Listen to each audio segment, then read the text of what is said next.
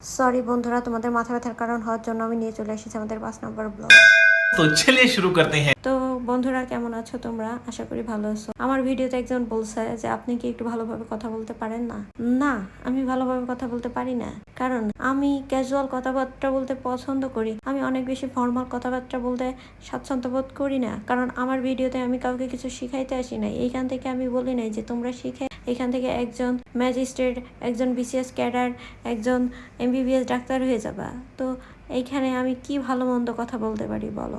তারপরও ভাবলাম যে না, ঠিক আছে, অ্যাটলিস্ট তোমরা কেমন আছো এটা আমি জিজ্ঞেস করতেই পারি।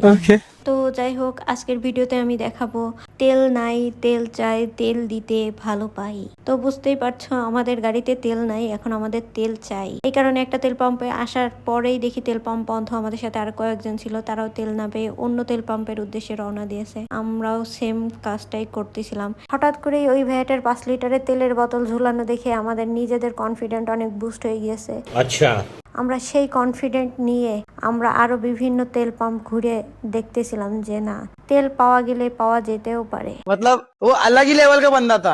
যেহেতু ভাইয়াটা বোতল এনেছে, সেহেতু তেলের আশা আমরা করতে পারি। তো সেই আশায় আরো কয়েকটা তেল পাম্প আমরা দেখলাম, কিন্তু সেগুলো অলরেডি আগে থেকেই বন্ধ। শোনা গো আমার, ভিতরে যাওয়ার প্রয়োজনও হচ্ছে না। এইভাবে তেল পাম্প ঘুরতে ঘুরতে আমরা চলে এসেছি একেবারে মহাখালী। अच्छा, এখানে মহাখালী ঠিক আছে, কিন্তু তেল ভরা থাকতেও পারে। কি আরে বলুন কি? এই আশায় আমরা এসেই দেখি কি যে সুন্দর করে লেখা আছে তেল পাম্প বন্ধ আছে, কিন্তু 24 ঘন্টা অকটেন পাওয়া যায়।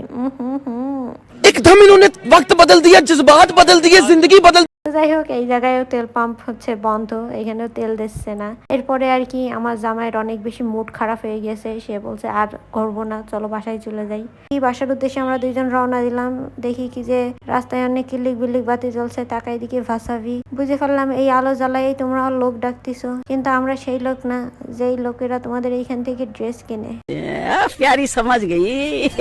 যাই হোক, এরপরে পুলিশ প্লাজার সামনে দিয়ে যাওয়ার সময় আমার জামাইরা আমি বললাম যে চলো একটু পুলিশ প্লাজার থেকে এসির বাতাস খেয়ে আসি। আমার জামাই আমাকে উত্তর দিলে, আজকে সারা রাত এই জায়গায় পুলিশ প্লাজার এসির বাতাস খাওয়াবো, আর আমি বাসায় যে ফ্যানের বাতাস খাবো।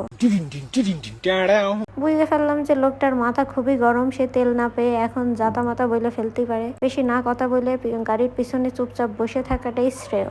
সঠিক বলেছেন, তার বুদ্ধি ভালো। চুপচাপ বসেছিলাম, জাতি জাতি বাসার সামনে এসে দেখলাম কি যে ফুচকাওয়ালা মামা ফুচকা বেচতেছে। আমার জামাই বললো কি যে চলো একটু ফুচকা খাই। আমি তো আগেই বুঝে ফেলেছি লোকটার মাথা গরম আছে, এই জন্য আমি বললাম জো হুকুম মহাপানা।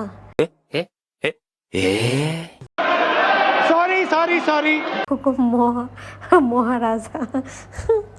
কি যে বলি না বলি। এরপরে ফুচকা টুচকা খেয়ে একটা গ্যাসের ওষুধ নিয়ে আমরা বাসায় চলে আসলাম। আমাদের আজকের ভিডিও এই পর্যন্তই। যদি আমাদের ভিডিও ভালো লাগে তাইলে আপনাদের যা ইচ্ছা তাই করতে পারেন, আর যদি খারাপ লাগে তাইলেও যা ইচ্ছা তাই করতে পারেন। আর যদি আপনাদের অনেক বেশি মাথা ব্যথা করে ভিডিও দেখে, তাইলে একটা গ্যাসের ওষুধ খেন। ওকে, বাই।